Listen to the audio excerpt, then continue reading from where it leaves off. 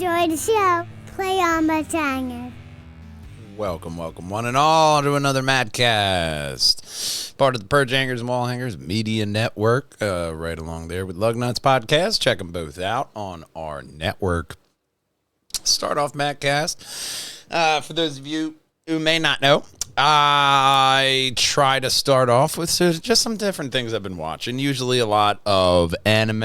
I'm going through with Big Brother and the First Lady. We're going through some presidential stuff that just hit Netflix, which is always nice and informative, especially with the, big old anniversary coming up, the 250th. So definitely check that stuff out. Always entertaining. Always entertaining if you're into the documentary circuit. I definitely highly recommend those. Demons of the Shadow Realm. My God, what a great anime. This anime, I was thinking as the 8th episode dropped on that one. I was thinking about that one, the Demons of the Shadow Realm. That one, it's really good, but it's more of a slow burn. Like you're in episode 8, 11 in some of these seasons. So depending on when they started. But you're getting towards the end, the end game of the first season of that one. And while some things have been revealed about the story, this one, it's just because it came from Full Metal Alchemist. I kind of figured same thing like that one. It's the long slow burn on that one. But overall, I'm happy with that one. It's setting up some nice things of, one child being raised primarily in the city and the other one all in this hidden village. So it has all the right kind of tropes and, Shikigami kind of stuff in there, which is always great. Kill Blue. I didn't really expect to like that one, but I do. It's a story of an assassin who his body gets turned back into like a teenager. God, that would be hell. But it's this, highly decorated assassin, boogeyman of the assassin world, gets turned into a teenager. And, of course, he still has to work. So it's entertaining. It's kind of that weird, just fantasy spy thriller kind of anime, but it's really cool. The other one I didn't think I would actually like was Witch Hat Altair. Story about witches, man. But the power that from the magic spells, you have to, the power of magic and everything comes from physically writing out and drawing, incantations and everything in there. So it's, they kind of make it masturbatory to where, oh, no, you don't do it in public. You don't do it in front of the commoners. Oh, no. But it's a private thing. Oh, you only do it around people, us people, the other people who can do it. It's kind of very hush-hush, but it has a really good story because the main protagonist, she gets some magic that they don't have from this crazy cult of witches, so they let her keep her memory and go on from there. So, interesting kind of stuff. Dorohedoro going strong. I'm really surprised that one actually continued. Like it did, because it took a while for that one to come back. But I think that one, that was the risk, the gambit that you played in anime back in the day, is that, man, this may be a good first season, but who knows if you get another one. And there's plenty of those anime that are still even out there that, only one season, one and done. Promise for more, man, that storyline sounds cool. It's going to stay there right in the future.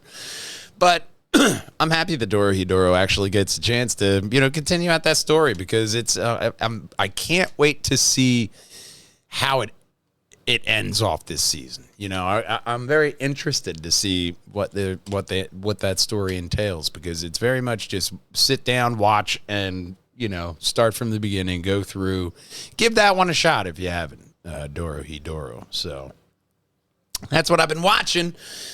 But what kind of news has been going across my desk?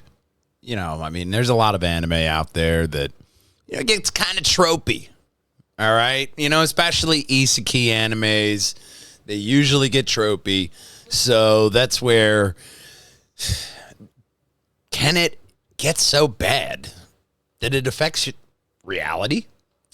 Well, Japan is struggling to recruit new drivers due to reputational damage caused by truck-kun. So, for those of you who speak English, for years, trucks have been one of anime's most recognizable memes, sending countless protagonists to a fantasy world through sudden isekai accidents, meaning they run over a lot of people, is the implication that the anime is really kind of throwing down there. Now, a report discussing Japan's driver shortage has sparked conversation about whether that long-running trope may have contributed to negative perceptions of trucking among younger audiences. To be clear, there's no official evidence that anime is a major reason for the recruitment crisis. The industry's challenges are also tied to aging workers, demanding schedules, and labor shortages. Still, the discussion highlights something interesting. When the generation grows up constantly seeing trucks associated with accidents in popular media, could that subtly shape how the profession is viewed? It's a reminder that fictional running jokes can sometimes influence real-world perceptions in unexpected ways. So this is what I like about that story, because it happens enough that it is a trope that's how you get sent to another world, is that you get hit by a truck, you get offed, you commit suicide, you're shut in your room and you forget to eat or something. Trucks, would that affect a culture that much would be the question. But I would say that's a bit ridiculous. That would be assuming that like every single person in Japan was like forced to watch anime, because as popular as it is, I'm sure there's a bunch of people who don't want to be truckers and they just have never even cared about an isekai anime. And I think isekai is a little bit more of a newer type. So let's move on to something more fascinating and scientific. 10 wooden spears were found at Shonigan, date back to 200,000 years ago. Each one engineered with the center of gravity 1/3 from the tip, much like modern javelins. So we'll get into it. The 10 wooden spears preserved for hundreds of thousands of years in a waterlogged sediments of what was once a lakeside hunting ground in Germany. They were not sharpened sticks. These were carefully crafted precision weapons made by people who understood the properties of different types of wood and knew exactly how to shape them for maximum effectiveness. The spears were made primarily from spruce, with one from pine. They vary in length from about 1.8 to 2.5 meters. That makes the markers selected thin, straight trunks and stripped the bark before shaping them into hunting tools. The center of gravity for each spear is positioned approximately 1/3 of the way from the tip. This is exactly where modern competitive javelin markers position the balance point for maximum throwing efficiency. That is not a coincidence. That is engineering. In 2025, researchers used a new dating technique analyzing amino acids locked inside fossilized snail shells from the same sediment layer and pushed the date to around 200,000 years old. That places them squarely in the time of Neanderthals. The implications are enormous. These were not primitive scavengers. They were sophisticated hunters, capable of manufacturing precision weapons and using them to take down the most dangerous animals of the Ice Age Europe. So this is fascinating because it kind of links up to another one I was saying. I do see the comments in this one is that the picture they used in this little article was not exactly right, because it's an AI visualization, so I'll pop it in here right there. But they make it look like a spear. It wasn't. It was more of a wood spear, just like a modern day javelin. There's no big arrowhead on that. You shave one end, but having the center point of that javelin be, a third of the way back, that's experience if not just a general overall principle understanding of how that, that person that created it had to have a lot of information. They had to have a lot of passed down knowledge to work to that point and figure, oh, well, that spear is okay, but what makes this one so good? And to work that out, that's time. You know what I mean? That's what I see in there, in that story. So even if it is a Neanderthal 200,000 years ago, they're looking at these tools from that time, and they're seeing, oh, these Neanderthals up north used heavier stone tools because they're taking down mammoths and big game, while in other areas, like in Germany, still cold, there's wood spears. So maybe in the summertime, you got a nice wood spear. Whew, you can knock them from, a couple 100 yards away. I don't know. That sounds far. But the point is still there, is that there's this knowledge of, okay, if you're going down and hunting around here, you're going to need this kind of tool. You could find it from here, this kind of tool over here. So there's this, even in hunter-gathering, there's a lot of knowledge you need. You know what I mean? You're not taking an elephant rifle if you're going to hunt squirrels.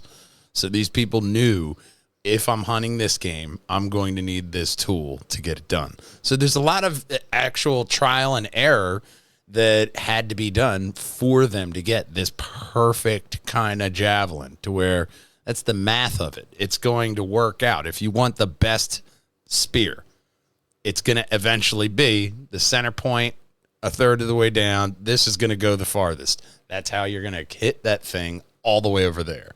So that's the fascinating thing about it, man, is that we will still get there in the end. A lot like getting to this next story. But moss survived 9 months outside the International Space Station. Moss spores survived the raw vacuum of space for 9 months. It proves that the terrestrial plant possesses an intrinsic cellular machinery to processes the intrinsic cellular machinery, I gotta read all the words, to survive interplanetary travel. Researchers sent samples of the common moss, Psychotromium patterns, to the International Space Station, exposing them to raw vacuum of space, extreme ultraviolet radiation, and freezing temperatures for 9 months on Japan's Kibo mission, the Kibo module. When returned to Earth, more than 80% of the spores survived, with many germinating and reproducing almost immediately. The key to their remarkable survival was sophrite, a protective capsule-like structure that shields the spores inside. Its spongy outer layers successfully ward off deadly cosmic radiation and severe dehydration, proving that some Earth-based life has evolved to the direct ability to endure the harshest environments in the universe. This extraordinary resilience opens up a new chapter in astrobiology, suggesting that moss, one of Earth's oldest evolutionary pioneers, could serve as a crucial building block for future extraterrestrial ecosystems on the Moon or Mars. Even given that scientists estimate these dormant spores could survive up to 15 years in space, the study also lends weight to the theory of panspermia, the idea that life's building blocks can travel between planets, and as space agencies prepare for long-term lunar and Martian bases, these hardly lightweight plants may become the foundational species that paves the way for human survival beyond our home planet. So moss, man.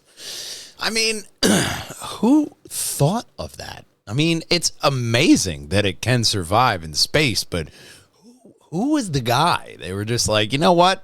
Take moss with you. No, we don't have space. Put it outside. I don't care. Just take it with you. You know, I mean, see what it does.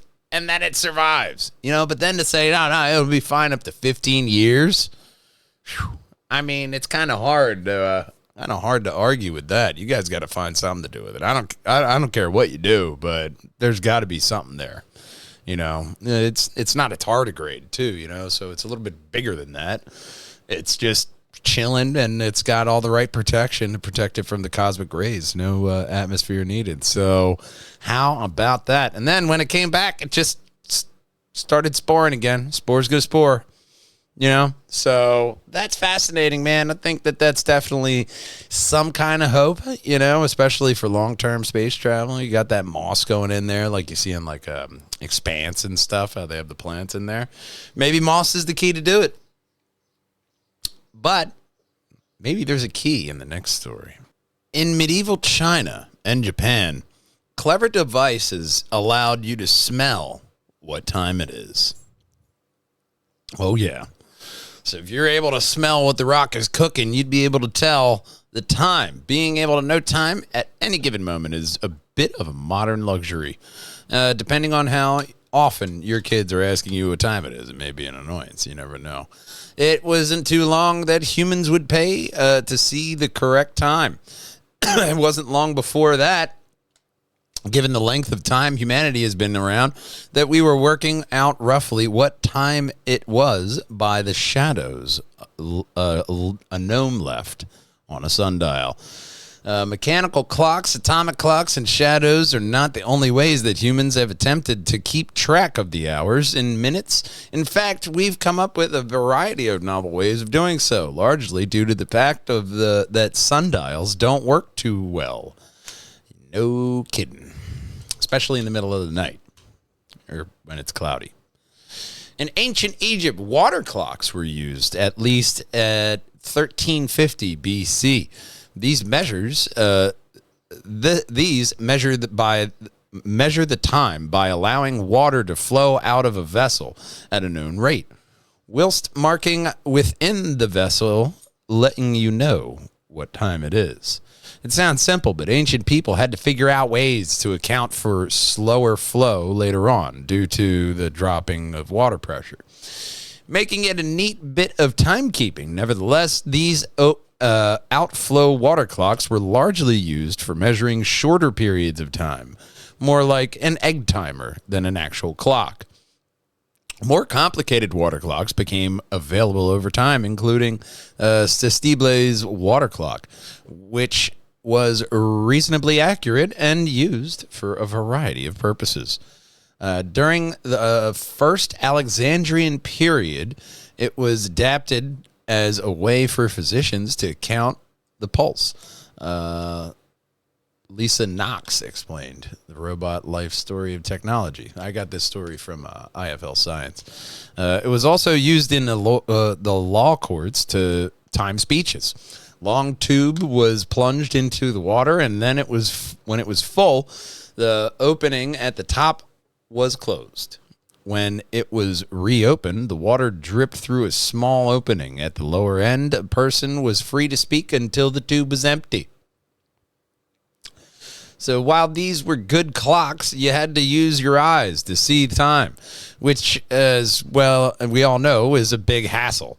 In medieval China and Japan, inventors came up with a clock that addresses this nonsense in the form of fragrance or incense clock. These were developed within China before water clocks emerging sometime before 520 CE. The most simple of burning clocks, not to diminish the thinking behind them, were candles that burned at a known rate, with the markings going down by the side to indicate how many hours have passed since it was lit. This form was the most widely distributed burning clock, but not the most sophisticated. Additionally, there was an incense seal consisting of a continuous trail of powder incense marking off the equal periods to enable the observer to measure the passage of time by the progress of the humble burning incense with relative accuracy. But these clocks still required looking at things, which we have to agree above is intolerable. In huge progress, clocks were developed that burned until they reached a certain markers along the path, which then emitted their own smells. Looking at which chimney the smoke came out of in certain versions of the clock would also reveal how much time has passed since you lit it up. Okay. It was entirely possible that the pegs or tablets marked with the zodiac characters inserted along the incense trail to denote time intervals could in actuality be tablets of hard paste incense, each made from different recipes. When the progressive burning of the path reached one of the markers, the marker 2 would be consumed, and the resulting fragrance and aroma would be detected by the priest in attendance. So he could tell the particular hour which had elapsed from the scent. In short, you would be able to smell the time. So, hang on. What's that smell? Oh, it smells like lunch. Yeah, no, we got to go. We've been here for too long. You know, it's that. It's a way to, mark the time. Not really how I want to cook or mark something. I think the water would probably be. That's why it was a little bit more widely used. Water is a little bit more like, What if you can't smell? What if you're like Big Brother and you can't smell? You'd never be able to tell the time ever. You're like, what time is it? I don't know. I've never been able to tell the time. I can't smell. Like, oh my God. That's why you're always late. Ah, shit. You got to get this guy a water clock. He'll be there on time, I swear. Maybe there were different ways to go about it. A lot like the different ways of going about this next story. The FDA approves cancer treatment using sound waves instead of chemotherapy, radiation, or other surgical procedures. So in October of 2023, the U.S. FDA approved a groundbreaking non-invasive treatment that uses focused sound waves to target and mechanically dissolve inoperable tumors. Known commercially as Edison System, this technology allows interventional radiologists to target and liquefy cancer cells at a subcellular level while completely sparing surrounding healthy tissue, such as major blood vessels and bile ducts. That's helpful. Because the procedure requires no surgical incisions or needles, the risk of bleeding is minimized, enabling patients, even those on blood thinners, to undergo treatment and safely return home the same day. Unlike thermal therapies that burn or freeze tissue, histotrispy, we'll call it that, operates via acoustic cavitation. That sounds dirty. The system emits high-intensity focused ultrasound pulses that generate rapid pressure changes within targeted zone, creating microbubbles that violently collapse within microseconds.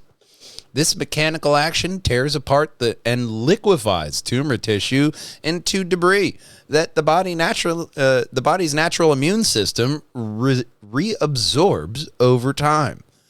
The clinical validity of this therapy was established by the international trials. Data published in the Journal of Radiology revealed that 95.5% technical success rate in meeting clinical performance goals, with a remarkably low major complication rate of just 6.8%. Extended 12-month follow-up data has further demonstrated a 90% local tumor control rate. Currently utilized for primarily liver tumors and metastatic cancer, researchers are accurately exploring how to adapt the sound wave technology to treat other organs, potentially phasing out invasive oncology interventions entirely. So not just eliminating cancer, liquefying it, and then just letting your body eventually clean up the mess. Let the body do what it does. blast them subwoofers at your titties or whatever you got to do. That's not what they're doing. But using... Well, I'll just scroll back up here and hit that thing. The system emitting a high-intense, focused ultrasound pulse that generated rapid changes within the targeted zone, creating the microbubbles that violently collapse within microseconds. So just creating bubbles in your system and whap, just gone, like little mini black holes eating up the cancer, man. So that's cool. And it's using sound, which is something that, hey, what are you going to do with that? You know, exploring different avenues, even though that the premise initially may sound silly, targeted ultrasound pulses are how they're liquefying cancer today. So pop that in your noodle noggin and pop this next story in while you're at it. Ancient DNA from Rapa Nui skeletal remains confirms Polynesian ancestry and also reveals traces of Native American DNA predating European contact. Genetic studies of modern Rapa Nui people and ancient DNA from pre-contacted skeletal remains have confirmed Polynesian ancestry while revealing something unexpected: traces of Native American ancestry in some Rapa Nui individuals. And the timing of this genetic admixture appears to predate European contact. This biological evidence supports theories about prehistoric contact between Easter Island and South America. Contact that Thor was there. A contact that Thor Heyerdahl famously argued for in the 1950s, proposing that South America had reached Polynesia before European arrival. The mainstream archaeological consensus holds that Polynesian navigators made the contact voyaging eastward towards South America, making contact with Native American populations and returning with both genetic material and the sweet potato. The South American domesticated that appears across pre-contact Polynesia. Glad I got through that. So they went on a trip. They hit South America. They came back with a boo thing and a sweet potato, is what you're telling me. And that's what the DNA is leading us to, because obviously they'd be able to tell with the sweet potato it wasn't here, then it was, just like the genetic material. It wasn't there, now it is. So we can kind of tell where the ancient ancestors went just from the genetics, which is fascinating. But the presence of this genetic signature raises questions that continue to be debated. The sweet potato's presence throughout Polynesia long before European contact is ambiguous evidence of trans-Pacific connection. Whether it was from Polynesians reaching South America, South Americans reaching Polynesia, or both remains contested. What is no longer contested is that it happened. The ocean between Easter Island and South America is 2,300 miles wide. Someone crossed it in both directions way before Columbus was even born. So that's the data that we have. It doesn't matter if the South Americans went on a trip or if the Polynesians went on a trip. The borderline of accepted fact here is that you met and you brought back a sweet potato. Doesn't matter who went on the trip. That's up for, different writer, whoever wants to write that story, but I think that is so fascinating that if you go back in even our current time far enough, you'll see, no, ancient people couldn't do that. They were way too dumb. And now you're like, yeah, well, the genetic data says that this guy took a trip and saw this guy and brought back a sweet potato. Or these people came with sweet potatoes like, hey, isn't this awesome?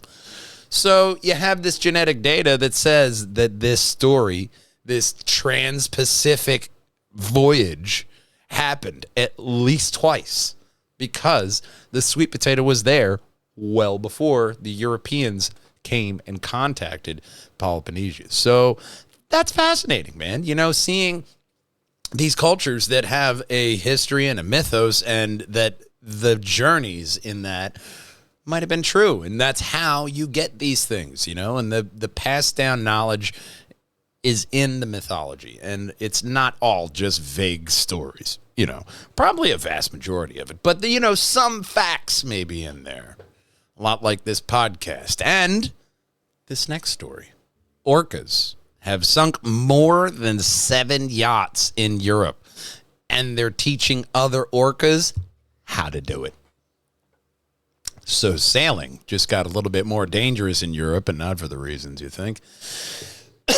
Over 5 years, marine biologists have been investigating why a critically endangered pod of killer whales have systematically targeted maritime vessels in European waters. Since 2000, Iberian orcas navigating the busy coasts of Spain, Portugal, and Morocco have engaged in nearly 700 distinct interactions with boats, ranging from tactical nudges to violently ramming that tear off rudders. While no humans have been harmed, several vessels have sustained catastrophic hull damage and sunk, transforming this strange behavior quirk into a serious maritime hazard. The origins of this coordinated behavior is believed to be traced back to a single dominant female orca nicknamed White Gladys. Why has it always got to be the white? It's always got to be the white people, right? A leading behavioral theory suggests she suffered a traumatic collision or line entanglement with a boat, flipping an aggressive behavioral switch that nearby pod members quickly mimicked. This trait has since spread across generations to a localized group of roughly 15 individuals, with adult orcas observed guiding calves to boats to practice the maneuver. So they're teaching the young ones, all right, this is how you attack in a boat. And this is how you attack a boat. There you go. Yeah, now you try. This generational transfer mirrors how killer whale pods pass down complex hunting techniques as distinctive cultural lineages. However, many Certician researchers favor a simpler or alternate explanation. It may simply be an addictive, playful game that the whale finds highly stimulating. So, no. They're not trying to hunt you. They're just having fun. They're just playing a game. Just make sure your kid knows how to swim. No, they're not trying to kill you. They're just having fun. I'm sure that makes the damage even better. That makes it like it's getting kissed with sunshine and rainbows, doesn't it? No. He wasn't trying to hunt you. He was just having fun. Yeah, thanks. Go fucking pick on a fish. Why do you got to go after me? With fewer than 40 individuals remaining in the critically endangered Iberian population, finding a non-lethal deterrent is vital to protecting both the mariners and the whales. So that is definitely a tricky situation, because you definitely want them to stop that. Different learned behavior, man. Just transfer that energy into something else for them orcas, put them on a little wheel, or, just go give them a fish somewhere else. I don't know. You guys are the oceanographers. You guys figure it out. But I just thought that was so weird how just, one bad experience. And this whale was just like, you know what? I'm going after all the boats. And their little whale friends were like, yeah, fuck boats. No, I don't like them anyway. And then they teach their kids to hate boats. It's just how the world works with whales, I guess. But let's see how the world works with humans in this next story.